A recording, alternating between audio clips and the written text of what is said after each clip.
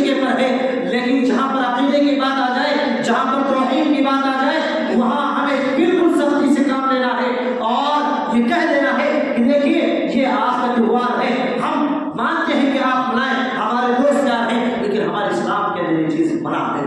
ہم نہیں کر سکتی۔ اور ہمارا عقیدہ یہ ہے کہ اللہ رب العالمین کا کوئی بیٹا نہیں۔ اس طرح سے حج میں جمعہ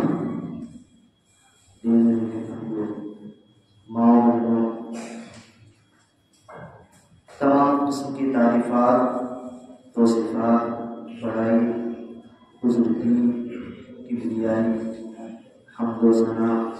حمد و ستائش اس وحدہ لا شریک خالق کائنات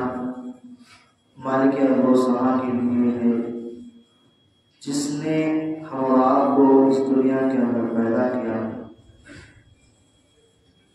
اور پیدا کرنے کے ساتھ ساتھ یوں ہی بھٹکتا ہوا بیکار نہیں چھوڑا، بلکہ ہمارے رشد و ہدایت کے بہت سارے انبیاء کرام کو اس دنیا داری فانی کے اندر مبعوث فرمایا۔ انگنت درود و سلام نازل ہوں تمام کے تمام انبیاء کرام پر، خصوصاً سب سے آخری نبی جناب محمد مصطفیٰ صلی اللہ علیہ وسلم پر، جنہوں نے میرا ذرا سے نکال کر اللہ صراط مستقیم پر قرار دیا۔ محترم حضرات، میں نے خطبہ مسمونہ کے بعد قرآن مجید کی پوری مکمل سورہ جو چھوٹی سی ہے تلاوت کی، اسی کی مناسبت سے آج کا خطبہ جمعہ توحید کی اہمیت فضیلت کے تعلق سے ہوگی۔ محترم حضرات، ہم اور آپ جب صبح کرتے ہیں، بالکل صبح سویرے اپنے گھروں سے نکلتے ہیں، تو غور کیا ہوگا، اس اگتے ہوئے سورج کو دیکھا ہوگا، طلوع ہوتے ہوئے آفتاب کو دیکھا ہوگا، اور آگے بڑھے ہم نے آسمان سے گرنے والے آبشار کو، سیٹوں کو دیکھا ہوگا، اور آگے بڑھے سمندر کو دیکھیں، پہاڑوں کو دیکھیں، درختوں کو دیکھیں، بادلوں کو دیکھیں، ہواؤں کو دیکھیں، ان تمام چیزوں کو ہم آپ دیکھتے چلے آ رہے ہیں۔ اب سوال پیدا ہوتا ہے، کیا یہ تمام کی تمام چیزیں خود بخود چل رہی ہیں؟ کیا یہ سورج خود بخود طلوع ہوتا ہے خود بخود ڈوب جاتا ہے؟ کیا یہ ہوائیں جب چاہتی ہیں جب رک جاتی ہیں، اور جب چاہتی ہیں آدھی طوفان کی شکل اختیار کر لیتی ہیں؟ کیا یہ بدلیاں جب چاہتی ہیں جب دنیا کے اندر سیلاب برپا کر دیتی ہیں، اور جب چاہتی ہیں لوگوں کے بوند کے لیے ترسا دیتی ہیں؟ کیا یہ پہاڑ خود بخود آ گئے ہیں اور ان سے بہتے ہوئے جو آنسو دریا کی شکل میں بہتے ہیں خود بخود چل رہے ہیں؟ اور کیا یہ درخت، پیڑ پودے جن سے پھل فروٹ آتے ہیں یہ خود بخود آتے ہیں؟ اگر ہم یہ سوال کریں تو یہ سوال آتا ہے کہ کیا ہمارا گھر، ہمارا ملک، ہمارا سماج، ہمارا گاؤں، ہماری مسجد، ہمارا مدرسہ خود بخود چل رہا ہے؟ کوئی چلانے والا نہیں ہے، کوئی ذمہ دار نہیں ہے؟ پتا چلے گا نہیں، ہماری مسجد، ہمارے مدارس، ہمارے اسکول، کالج، یونیورسٹیاں، ہمارا گاؤں، ہمارا ڈسٹرکٹ یہ خود بخود نہیں چل رہا ہے، بلکہ ان کے چلانے والے کوئی نہ کوئی ہیں جو ان تمام چیزوں کو چلاتے ہیں اور وہ ذمہ دار ہیں، ان تمام چیزوں پر حکومت کرتے ہیں۔ جب یہ چھوٹی سی مسجد، چھوٹا سا مدرسہ، چھوٹا سا کالج، یونیورسٹی، چھوٹا سا ایک ضلع، ایک گاؤں، سماج اور معاشرہ بغیر کسی پردھان کے، بغیر کسی متولی کے، بغیر کسی صدر و ناظر کے، بغیر کسی پرنسپل کے نہیں چل سکتا ہے، تو اتنی بڑی کائنات جو چل رہی ہے، سورج، چاند اور یہ ہوائیں، بندریاں، یہ درخت، یہ تمام کی تمام چیزیں جو چل رہی ہیں، کیا خود بخود ہو رہی ہے؟ اب جواب اس کا آتا ہے ہمارے ذہنوں میں، نہیں، اس کا بھی کوئی چلانے والا نہیں۔ جس طرح سے کسی مدرسے کا کوئی ناظر ہوتا ہے، کوئی صدر ہوتا ہے، مسجد کا کوئی متولی ہوتا ہے، کوئی خزانچی ہوتا ہے، اسی طرح سے اس کائنات کا بھی کوئی حکمراں ہے، کوئی چلانے والا ہے۔ ان تمام چیزوں پر جو کوئی ہے جو حکومت کر رہا ہے، وہ ذات کون ہے؟ وہ ذات اللہ رب العالمین کی ذات ہے، وہ ذات اللہ رب العالمین کی ہے۔ اب ایک اور سوال پیدا ہوتا ہے کہ جب یہ تمام کی تمام چیزیں چل رہی ہیں تو کوئی حکمراں ہے، کوئی حکومت کرنے والا ہے، لیکن کیا یہ حکومت کرنے والا اتنی بڑی کائنات ہے تو خود بخود نہیں چل رہی ہے؟ کوئی ہے لیکن اتنی بڑی کائنات کو چلانے والا کئی ہے، اکیلا ہے، کس طرح سے؟ اس سوال کے جواب میں ایک اور سوال پیدا ہوگا سمجھنے کے لیے، پھر ہم مسجد کی طرف آئیں گے، مدرسے کی طرف آئیں گے، اپنے سماج اور معاشرے کی طرف آئیں گے۔ ہمارا گھر ہوتا ہے، ہمارا سوسائٹی ہے، ہمارا سماج ہے، ہماری مسجدیں ہیں، ہمارے مدارس ہیں، ہماری یونیورسٹیاں ہیں، ہمارے اسکول، تمام کی تمام چیزیں ہیں۔ کیا ان کے چلانے والے دو ہیں؟ کسی مسجد کے دو متولی ہو جائیں، کسی مدرسے کے دو ناظر ہو جائیں، مدرسہ رہ پائے گا؟ نہیں رہ پائے گا، وہ مسجد نہیں رہ پائے گی اچھے طریقے سے، تباہ ہو جائے گی، ویران ہو جائے گی، مسجد کے اندر فساد ہوگا، مسجد کے اندر دو ٹولیاں ہو جائیں گی، اختلاف برپا ہو جائے گا، بھائی چارہ ختم ہو جائے گا، ایک متولی کو دوسرا چاہے گا، دوسرا چاہے گا، ایک اس امام کے پیچھے پڑے گا، دوسرا چاہے گا نہیں یہ امام رہے۔ تو اگر دو متولی ایک مسجد کے ہو جائیں، ایک مدرسے کے دو ناظر ہو جائیں، ایک ملک کے دو وزیر اعظم ہو جائیں، تو ملک تباہ و برباد ہو جائے گا، مسجدیں تباہ و برباد ہو جائیں گی، مدرسے تباہ و برباد ہو جائیں گے۔ تو جب کسی چھوٹے سے گاؤں، سماج اور معاشرے کے لیے، چھوٹی سی مسجد کے لیے اور مدرسے کے لیے دو ناظر ہو جائیں تو یہ مدرسہ تباہ ہو سکتا ہے۔ اسی طرح سے اتنی بڑی کائنات گزر رہی ہے، اگر اس کے دو حکمراں ہو جائے، دو خالق ہو جائے، دو مالک ہو جائے، تو یہ بھی تباہ و برباد ہو جائے گی۔ یہ عقل سے دلیل تھی۔ ہم اور آپ دیکھتے ہیں تمام کی تمام چیزیں۔ اب آئیے قرآن مجید کی طرف چلتے ہیں۔ قرآن مجید اس بارے میں کیا کہتا ہے؟ قرآن مجید کہتا ہے کہ نبی کریم صلی اللہ علیہ وسلم آپ کہہ دیجئے، اگر ان دونوں یعنی زمین اور آسمان میں اللہ کے علاوہ کوئی اور معبود ہوتا تو یہ دونوں درہم برہم ہو جاتے۔ ایسا معاملہ نہیں ہے، یہ پوری کی پوری کائنات صرف ایک ہی ذات پاک ہے جو چلا رہا ہے،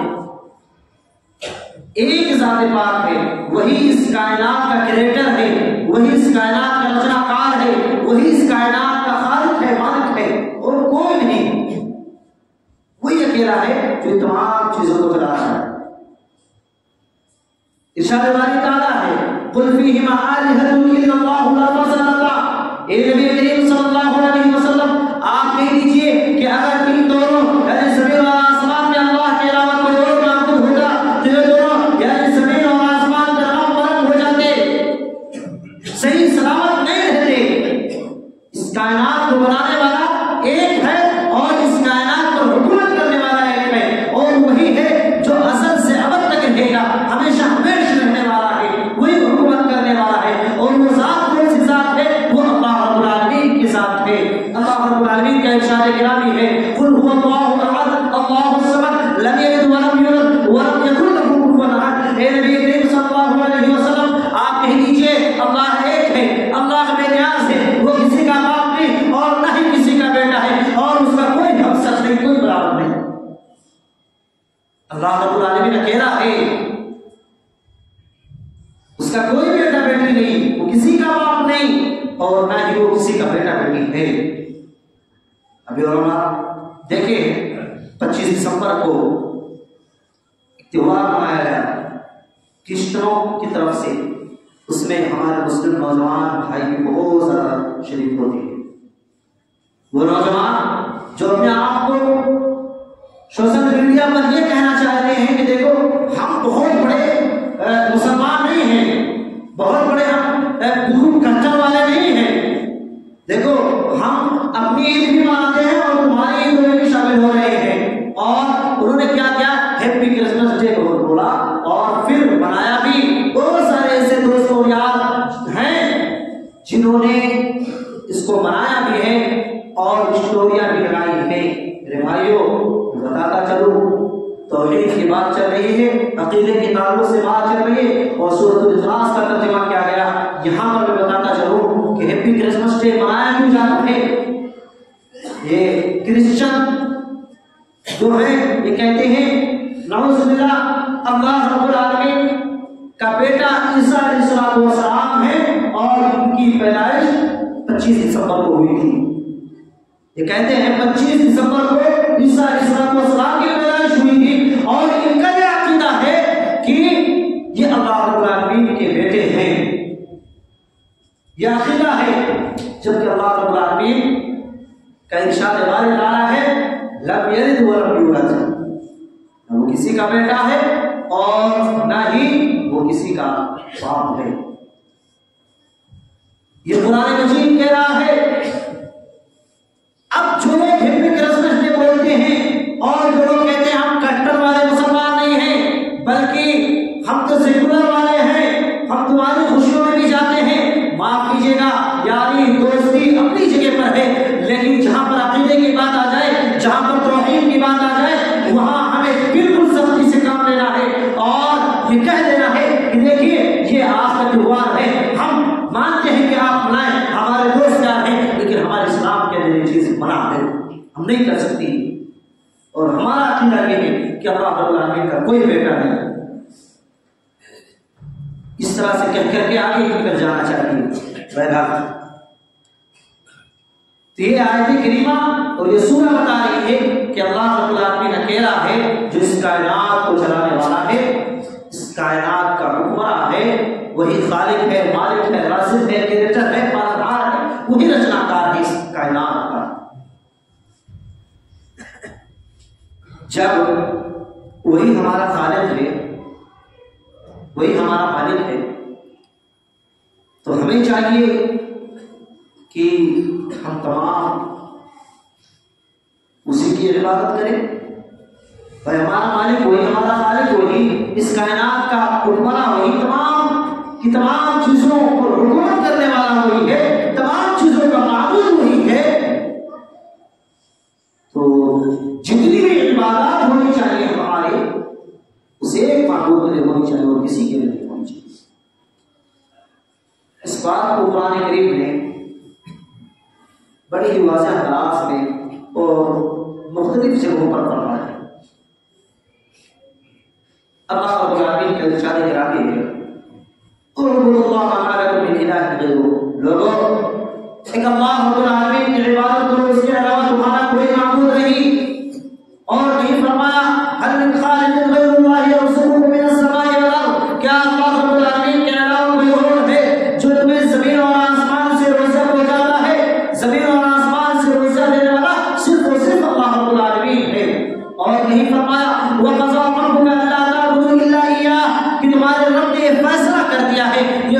کیا ہے کہ تم صرف اسی کی عبادت کرو، اور یہی جن اور انسی تخلیق کا مقصد بتاتے ہوئے فرمایا وما خلقت الجن والانس الا ليعبدون، کہ ہم نے جن اور انس کی تخلیق اس لیے کی ہے کہ وہ صرف میری ہی عبادت کریں۔ تمام کی تمام آیات بتا رہی ہیں کہ اللہ رب العالمین ہی عبادت کے لائق اور کوئی نہیں، وہی ہے جو اکیلا عبادت کا مستحق ہے، وہی ہے جو معبود پر حق اکیلا ہے اور کوئی نہیں۔ جتنے بھی لوگوں نے معبود بنا لیے ہیں تمام کے تمام جھوٹے ہیں، باطل ہیں۔ اگر کوئی حقیقی معبود ہے، سچا معبود ہے تو وہ اللہ رب العالمین ہے۔ اس لیے تمام کی تمام عبادت اسی اللہ رب العالمین کے لیے ہونی چاہیے۔ ہمارا سجدہ اسی کے لیے ہو، ہمارا روزہ اسی کے لیے ہو، ہماری نماز اسی کے لیے ہو، ہماری قربانی اسی کے لیے ہو، ہم اسی کے سامنے روئیں، گڑگڑائیں، سجدہ کریں، اپنے سر کو جھکائیں، اپنے ماتھے کو ٹیکیں، اسی سے مدد مانگیں، اسی کو حاجت روا مشکل گزار سمجھیں، اس کے سامنے تمام کی تمام حاجات اور پریشانیاں بیان کریں، اسی سے مدد مانگیں۔ وہی ہے جو اکیلا عبادت کا مستحق ہے، وہی ہے جو تمام لوگوں کا معبود ہے۔ اسی لیے اسی ایک کے سامنے اپنے ہاتھ کو پھیلانا چاہیے۔ محترم حضرات، یہ مختصر تھی توحید کے تعلق سے بنیادی باتیں تھی کہ اللہ رب العالمین اکیلا ہے، اس کائنات کو چلانے والا ہے، عقل سے دلیل، قرآن سے دلیل، اور پھر وہی معبود برحق ہے تو اسی کی عبادت بھی ہونی چاہیے۔ اس کی دلیلیں اور اس کی دلیل کی اللہ رب العالمین نے انسان کو اس لیے پیدا کیا کہ وہ صرف اسی کی عبادت کرے۔ اب آئیے دیکھتے ہیں کہ توحید کیا ہے۔ محترم حضرات، توحید کا معنی بتا دوں۔ توحید لغت کے اندر لغوی اعتبار سے، ڈکشنری اعتبار سے، ڈکشنری میں اس کا معنی کیا ہے؟ اس کا معنی ہوتا ہے ایک ماننا، ایک جاننا، ایک کرنا۔ اور شریعت کے اندر جو شریعت اسلامیہ کے اندر تعریف کی گئی تھی اس کی، وہ یہ ہے کہ اللہ رب العالمین کو تمام کے تمام توحید کی قسموں میں توحید ربوبیت، توحید الوہیت، توحید اسماء و صفات، موقع ملے انشاءاللہ تو اس پر گفتگو ہوگی بعد میں۔ توحید الوہیت، توحید ربوبیت اور توحید اسماء و صفات میں اکیلا ماننا اور یہ ماننا کہ وہی تمام چیزوں کا خالق ہے، تمام چیزوں کا مالک ہے، وہی ہے جو ہمارا پروردگار ہے، وہی ہے جو تمام عبادات کا مستحق ہے، اور وہی ہے جس کے اچھے اچھے نام ہیں، اچھی اچھی خوبیاں ہیں، جتنی بھی خوبیاں اور جتنے بھی نام ہیں اچھے اچھے تمام کے تمام اللہ رب العالمین کے لیے ہیں۔ اس کے نام کے اندر، اس کی خوبی کے اندر کوئی نقص نہیں، کوئی عیب نہیں، وہ تمام کی تمام عیب سے پاک ہے، تمام بری صفاتوں سے پاک ہے۔ یہ توحید کا معنی بہت مختصر ہے۔ محترم حضرات، اللہ رب العالمین نے دنیا کے اندر جتنے بھی نبیوں کو بھیجا، تمام کے تمام نبیوں کی دعوت کا جو محور تھا، بنیاد تھا، وہ توحید تھا۔ توحید کا اندازہ اس سے بنا سکتے ہیں کہ اللہ رب العالمین نے جتنے بھی نبیوں کو رسول بنا کر، نبی بنا کر بھیجا، تمام کی تمام کی دعوت کا محور، تمام کو یہ حکم دیا کہ وہ صرف ایک اللہ رب العالمین کی طرف بلائیں۔ اللہ رب العالمین کا ارشاد گرامی ہے وَلَقَدْ بَعَثْنَا فِي كُلِّ أُمَّةٍ رَسُولًا أَنِ اعْبُدُوا اللَّهَ وَاجْتَنِبُوا الطَّاغُوتَ، کہ یقیناً ہم نے ہر امت میں، ہر جماعت میں، ہر گروہ کے اندر ایک ڈرانے والا، ایک نذیر بنا کر بھیجا تاکہ تم ایک اللہ رب العالمین کی عبادت کرو اور باطل جھوٹے شیطان کی بندگی سے بچتے رہو۔ پتہ چلا کہ ہر ایک قوم کے اندر اللہ رب العالمین نے نبی بھیجے، رسول بھیجے، اور ان تمام نبیوں کو اللہ رب العالمین نے یہ حکم دیا کہ وہ ایک اللہ رب العالمین کی طرف لوگوں کو بلائیں، توحید کی طرف بلائیں، توحید کی دعوت دیں۔ اللہ رب العالمین نے حضرت نوح علیہ السلام کو، ان کے بعد تمام کے تمام انبیاء کرام کو، حضرت نوح علیہ السلام کے بعد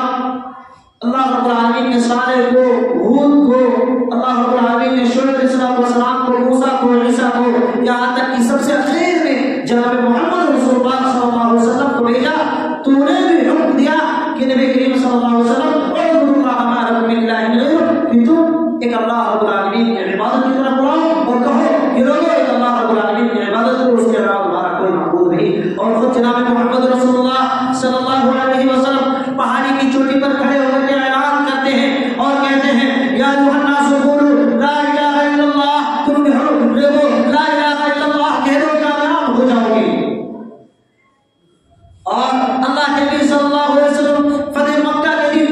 जब खाने काबा के अंदर दाखिल होते हैं तो 307 जो बुत रखे हुए होते हैं उन तमाम के तमाम बुतों को पाश करते हुए जाते हैं, उन तमाम बुतों को चूर चूर करते हुए जाते हैं और आयत करीमा तिलावत करते जाते हैं जाअल हक़ व ज़हक़ल बातिल, कि हक़ आ चुका है और बातिल की कमर टूट चुकी है। ये आयत करीमा तिलावत करते हुए जाते हैं, तमाम के तमाम बुतों को पाश चूर चूर करते हुए चले जाते हैं। और अगर तौहीद समझना है, तौहीद की अहमियत और फजीलत को जानना है, तो हम आप सहाबे किराम को देखें। जनाब मोहम्मद रसूलुल्लाह सल्लल्लाहु अलैहि वसल्लम जब अपने इब्तिदाई दौर में, इब्तिदाई हुकूमत के दौर में एक अल्लाह रब्बुल आलमीन की दावत दे रहे थे, तो उसे देखें और देखें कि अल्लाह के नबी सल्लल्लाहु अलैहि वसल्लम को किस तरीके से सताया गया, मारा गया, लेकिन फिर भी तौहीद के लिए उन्होंने गालियां बर्दाश्त की, बहुत सारी मुश्किलात, परेशानियां, तकलीफें झेली। अल्लाह के नबी सल्लल्लाहु अलैहि वसल्लम को मारा जाता है, रास्तों में कांटे बिछा दिए जाते हैं, कूड़े डाल दिए जाते हैं। आप सल्लल्लाहु अलैहि वसल्लम और तमाम सहाबे किराम जो ईमान लाए हुए होते हैं उनका बाइकाट कर दिया जाता है। यहाँ तक कि शोबे अबी तालिब के अंदर ये सहाबे किराम 2.5 साल तक बगैर कुछ खाए पिए रहते हैं, पत्ते चबा चबा करके, चूस चूस करके 2.5 साल तक रहते हैं और एक अल्लाह रब्बुल आलमीन की इबादत करते हैं और उसी की दावत देते हैं, जनाब मोहम्मद रसूलुल्लाह सल्लल्लाहु अलैहि वसल्लम का साथ देते हैं। बच्चे भी बिला रहे हैं, रो रहे हैं, 2.5 साल तक कह दिया जाता है, ऐलान कर दिया जाता है, मक्का के अंदर ऐलान कर दिया जाता है, मक्का के अंदर कोई भी काफिला आता है तिजारत लेकर के, तिजारत करने के गर्ज से, तो कह दिया जाता है फला से अगर कोई ताल्लुक बनाया तो हमारा इस मक्का वालों के अंदर कोई गिले नहीं हो उसके लिए और मक्का वाले उसका बाइकाट कर देंगे, यह ऐलान कर दिया जाता है। इस तरीके से शोबे अबी तालिब के अंदर मुसलमानों ने 2.5 साल गुजारे हैं। और इसी तरह से हम और आप जरा उठाएं, तारीख की किताबों को उठाएं, सहाबे किराम के वाक़यात को पढ़ें और देखें कि इब्तिदाई दौर में अल्लाह के नबी सल्लल्लाहु अलैहि वसल्लम जब उनको नबूवत मिली और उनको बुलाते थे तौहीद की तरफ, तो किस तरीके से उन मुसलमानों को, सहाबे किराम को सताया गया। हम आप सुने हैं बारहा हज़रत बिलाल हबशी रज़ियल्लाहु तआला अन्हु के बारे में, जिनका आका तपती हुई रेत पर लेटा देता और ऊपर से पत्थर रख दिया करता था। जब इस इतनी नाजुक मोड़ पर भी वो बिलाल काले कलूटे सहाबे रसूल कहते हैं अहद अहद कि अल्लाह एक है, अल्लाह एक है। और यही नहीं बल्कि बहुत सारे सहाबे किराम हैं जिनको रस्सियां पहना करके, बेड़ियां डाल करके पैर के अंदर और मक्का की गलियों के अंदर घसीटा गया, बच्चों के हवाले कर दिया गया और बच्चे उनको घसीटते थे, लेकर के फिरते थे। और इस तरीके से मुसलमानों को, सहाबे किराम को सताया गया और खजूर की धुनी दी जाती थी। इसी तरह से सहाबे किराम को, कितने ऐसे सहाबे किराम के वाक़यात हैं जो नंगे होने की हालत में नंगा होकर के मक्का से मदीना गए हैं। जब ईमान लाए तो मक्का वालों ने कहा कि याद रखो ये तमाम के तमाम मानो दौलत तुम मक्का के अंदर हासिल किए हो, मक्का के अंदर रह करके कमाए हो, मक्का के अंदर तिजारत किए हो, ये तमाम की तमाम दौलत तुम्हें देनी पड़ेगी, उसके बाद जाना पड़ेगा, तब हम जाने देंगे। यहाँ तक कि उनके जिस्मों पर एक टुकड़ा भी नहीं करना पड़ेगा, श्रमगार तक दिख रही थी ऐसी नंगे की हालत में, बिल्कुल बरहना होकर के वो मक्का छोड़ने पर मजबूर हो गए। ऐसे भी सहाबे किराम थे। इस्लाम के लिए, तौहीद के लिए हमारा तौहीद को समझे। मेरी माँ बहनें अगर आई हैं तो सुने, उनके लिए एक बहुत ही दर्दनाक वाक़या बयान करता हूँ। हज़रत सुमैया रज़ियल्लाहु तआला अन्हा ये इस उम्मत मोहम्मद इस्लाम की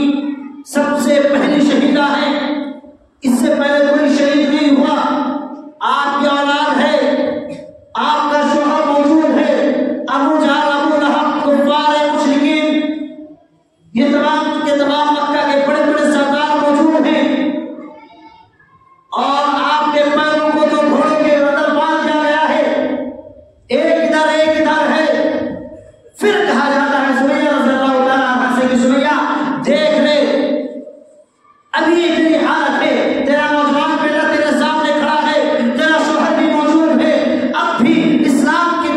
سے بہت زیادہ اسلام کو چھوڑ دے، ایک اللہ کا انکار کر دے، توحید کا انکار کر دے، محمد کا انکار کر دے، یاد رکھ ہم تجھے چھوڑ دیں گے۔ اور اگر نہیں انکار کیا، اگر نہیں کیا تو اس ذلیل طریقے سے تجھے، اتنی شرمناک طریقے سے تجھے مار ڈالیں گے ہم۔ حضرت سمیہ رضی اللہ تعالیٰ عنہ کہتی ہیں، مسکراتے ہوئے کہتی ہیں کہ میں اسلام کو پہچان چکی ہوں، ایک اللہ پر ایمان لا چکی ہوں، محمد صلی اللہ علیہ وسلم کے دین کو سمجھ چکی ہوں، توحید کو سمجھ چکی ہوں، توحید کو جان چکی ہوں۔ میری ماں بہنیں اگر ہیں تو سنیں، حضرت سمیہ رضی اللہ تعالیٰ عنہ کے پیر بندھے ہوئے ہیں، وہ کفار مشرکین کہتے ہیں گھوڑوں کو ایک ادھر دوڑتا ہے ایک ادھر دوڑتا ہے، دونوں طرف گھوڑے دوڑتے ہیں، حضرت سمیہ رضی اللہ تعالیٰ عنہ کے جسم کے دو ٹکڑے ہو جاتے ہیں، اور اوپر سے کفار میں سے ایک ہے جو اپنی نیزہ بھی اپنی شرمگاہ کے اندر کھپا دیتا ہے، گھوس دیتا ہے، اور پھر بھی اتنی خطرناک طریقے سے حضرت سمیہ رضی اللہ تعالیٰ عنہ شہید ہو جانا دعا کر لیتی ہے، لیکن اسلام سے باز نہیں آتی ہے، اسلام کو چھوڑنا دعا نہیں کرتی ہے۔ محترم حضرات، یہ توحید ہے میرے ماں بہنوں، یہ توحید ہے جس کے لیے ہمارے صحابیات بھی جناب محمد رسول اللہ صلی اللہ علیہ وسلم کے صحابیات جو آپ صلی اللہ علیہ وسلم کے صحابہ میں نہیں، آپ صلی اللہ علیہ وسلم کو دیکھ چکی تھی، اس نے پورے طریقے سے شرمناک طریقے سے ان کو مارا گیا، لیکن توحید کو انہوں نے چھوڑا نہیں، ایک اللہ کا انہوں نے انکار نہیں کیا، محمد رسول اللہ صلی اللہ علیہ وسلم کا انکار نہیں کیا۔ ہم اور آپ یہ صرف سن سکتے ہیں، ہمارے خطبہ بیان کر سکتے ہیں، لیکن چھیڑنا بہت بڑی بات ہو جاتی ہے۔ یہ کتابوں میں اگر پڑھیں تو آنکھ سے آنسو نکلتے ہیں، آنکھوں سے خود بخود اشک جاری ہو جاتے ہیں، اتنی بھیانک طریقے سے حضرت سمیہ رضی اللہ عنہ کو شہید کر دیا گیا۔ یہ ہے سامنے جوان بیٹا بھی ہے اور ان کا شوہر بھی ہے، ان کے سامنے برہنہ کر کے شہید کر دیا جائے، کتنی بڑی بات ہے، لیکن پھر بھی قربان جائیں حضرت سمیہ رضی اللہ تعالیٰ عنہ پر۔ سیلوٹ کرتا ہوں ان صحابیات کو، ان صحابہ کرام کو جو اپنی جانوں کو قربان کر کے اس دین کا پرچم بلند کرتے تھے۔ توحید کو سمجھنے کے بعد دنیا کی مال و دولت ٹھکراتی،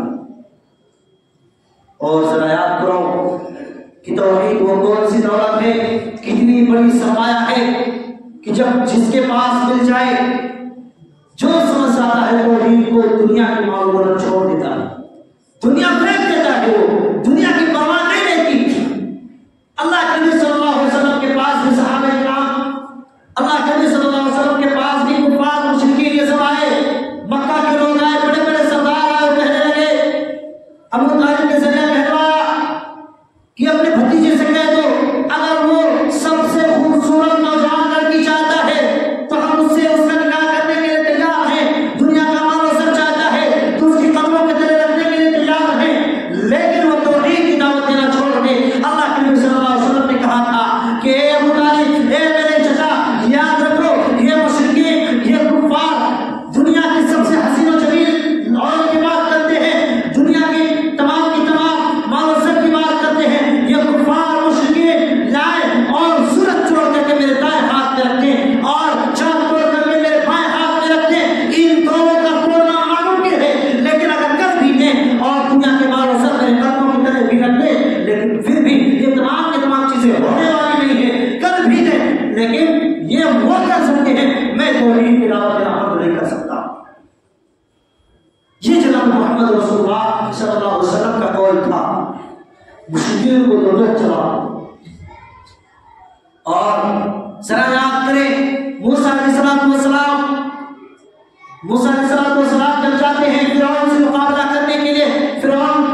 جب پوچھتا ہے تمہارے پاس معجزہ کیا ہے، نشانی کیا ہے، موسیٰ علیہ السلام اپنی نشانی دکھاتے ہیں تو فرعون مشورہ کرتا ہے، اس کے وزراء کہتے ہیں کہ کئی سالوں تک 20-25 سالوں تک 30 سالوں تک کھائیں، اب آیا ہے، اس نے جادوگری سیکھ لی ہے، ہمارے ملک کے اندر آپ کی بادشاہت میں حکومت میں بہت بڑے بڑے جادوگر، ان سے مقابلہ کروائیے موسیٰ کا۔ وقت متعین ہو جاتا ہے، جادوگر پہنچ جاتے ہیں، موسیٰ علیہ السلام پہنچ جاتے ہیں، موسیٰ علیہ السلام جادوگروں سے کہتے ہیں اپنی تمام کی تمام جو چیزیں ہیں اب میدان میں ڈال دو، جادوگر میدان میں ڈال دیتے ہیں اپنی رسیاں جو کچھ ہوتی ہیں وہ تمام کی تمام چیزیں ڈال دیتے ہیں، وہ حرکت کرنے لگتی ہیں، وہ ہلنے ڈلنے لگتی ہیں، سانپ کی شکل لے لیتی ہیں لوگوں کی نظروں میں۔ پھر موسیٰ علیہ السلام اپنا عصا ڈالتے ہیں، ڈالتے ہیں کہ رات کے یہ جادوگر جب فرعون نے بلایا تھا تو انہوں نے کہا بھی تھا کہ فرعون اگر ہم موسیٰ سے جیت گئے تو ہمارے ہاتھ کیا ہوگا؟ فرعون کہتا ہے جادوگروں سے، کہتا ہے کہ اگر تم جیت گئے تو یاد رکھو تم ہمارے سب سے مقرب بندے بن جاؤ گے، تم ہمارے وزیر بن جاؤ گے، تم کو اپنا وزیر بنا لوں گا اور جو بھی فیصلہ کروں گا تم سے مشورہ کر کے کیا کروں گا۔ اب یہ جادوگر اپنے عصا سے ڈال دیتے ہیں، موسیٰ علیہ السلام اپنا عصا ڈالتے ہیں، کیا ہوتا ہے تمام کی تمام رسیوں کو جو ہل ڈل رہی تھی، حرکت کر رہی تھی اور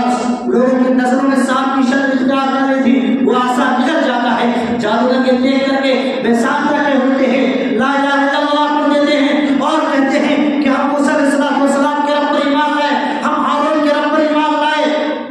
وہ سمجھ چاہتے ہیں کہ موسیٰ کے پاس جو طاقت ہے، موسیٰ کے پاس جو طاقت ہے اور ہارون کے پاس جو طاقت ہے وہ کوئی جادو نہیں ہے بلکہ یہ حقیقت ہے، یہ اللہ رب العالمین کا دیا ہوا ہے، یہ کوئی معجزہ ہے، یہ کوئی کرشمہ ہے جو موسیٰ علیہ السلام کو عطا کیا گیا ہے۔ حقیقت میں یہ نبی ہے، کیونکہ جادوگر تو ہم ہیں، یہ جادو نہیں ہو سکتا۔